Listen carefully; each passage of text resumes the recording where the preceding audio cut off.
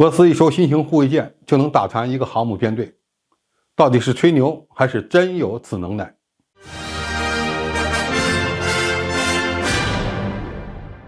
观众朋友，大家好，我是付先少。前一阵，央视曝光中国055万吨大驱发射高超音速导弹的画面，中国也因此而成为了全球第一个列装舰载高超音速导弹的国家。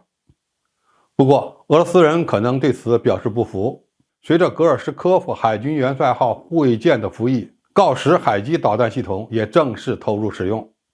这是全球第一种反舰高超音速巡航导弹。普京和绍伊古参加了格尔什科夫海军元帅号的服役仪式，这对于莫斯科号被击沉后的俄罗斯海军而言，这艘护卫舰的列装具有特殊意义。当然，锆石高超音速导弹才是这艘护卫舰的亮点所在。俄罗斯国防部负责人表示，锆石是世界上首款能够在稠密大气层做持续气动飞行的高超音速巡航导弹。锆石可保证突破敌方的防空反导系统，其速度达到9马赫以上，射程超过1000公里，能对海上和陆上的敌人目标实施点状强力打击。也就是说，这种导弹既可以反舰，也可以打击陆地上的重要目标。俄罗斯的军事专家西夫科夫夸张地表示，配备锆石高超音速导弹的22350型格尔什科夫海军元帅号护卫舰是游戏规则的改变者，凭一己之力就能显著改变俄罗斯和西方海军之间的力量平衡。他强调，格尔什科夫海军元帅号是当今世界具备最强大武装的护卫舰，它拥有的武器可以确保其即便单枪匹马也能摧毁美国航母或航母战斗群中的多艘战舰。该舰能够单舰对抗一整支舰队。要注意一点，中国的055万吨大驱装备的是以火箭发动机为动力的高超音速弹道导弹，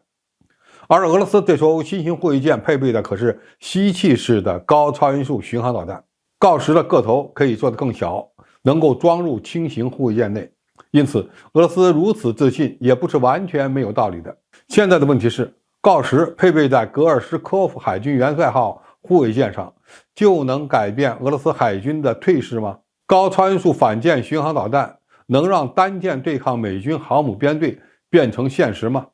答案是否定的。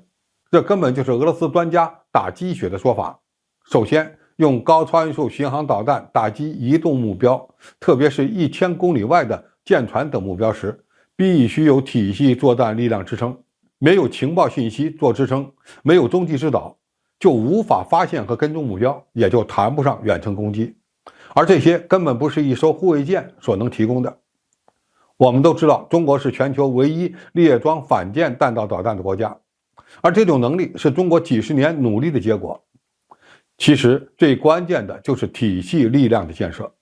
比如要发现远在大洋深处的航母，需要有大量的雷达及光学侦察卫星和无侦7、无侦8这样的高端无人机对其实施侦察、监视和目标定位，再加上预警机、反潜巡逻机、电子侦察机以及水面的舰艇、水下的潜艇，共同实现对敌方目标的侦察和火力的引导。而反舰弹道导弹攻击水面目标，只是这种能力的集中体现。这可不是俄罗斯有了锆石导弹和轻型护卫舰就能够获得的能力，在这方面他们还差得远。其次，高超音速巡航导弹打击移动目标面临的末制导难题，最靠谱的可能还是红外成像制导、雷达制导等等，这不见得是俄罗斯能玩得好的。高超音速导弹要击中移动目标，不管是雷达制导还是红外制导，都面临非常多的技术障碍，特别是抗高温的问题、导弹与基地之间的通信难题等等。只要没有经过海上攻击移动靶船的试验，就不能证明俄罗斯具备这一能力。中国拥有反舰弹道导弹那么多年，直至在南海进行实弹打靶，并准确命中移动目标，且被美国人看到之后，美军高层才不得不承认其航母在中国近海活动将面临着真正的生存危机。最后，格尔什科夫海军元帅号自身面临的生存难题也需要解决。如果其本身的防空能力较弱，那么装备任何先进的反舰导弹，其作用都会受到限制，这一点是最重要的。因为你导弹再厉害，舰艇本身非常脆弱，还没等发现对手，就可能被敌方的舰载战斗机给干掉了。中国的055也有高超音速导弹，但那是在包括航母编队、侦察卫星、通信卫星、无人机等组成的作战体系内发挥作用的。无论是态势感知能力，还是攻击多层防空网的能力，都不是俄罗斯一艘护卫舰可以比的。总体而言，锆10高超音速导弹的确非常厉害，射程远，速度快，很难防。但要发挥其威力，还需要有一整套的支撑系统做保障。如果基础没有建设好，或缺乏以舰艇编队和其他信息平台协同的能力，那么单舰以航母编队对抗能发挥的作用是很有限的。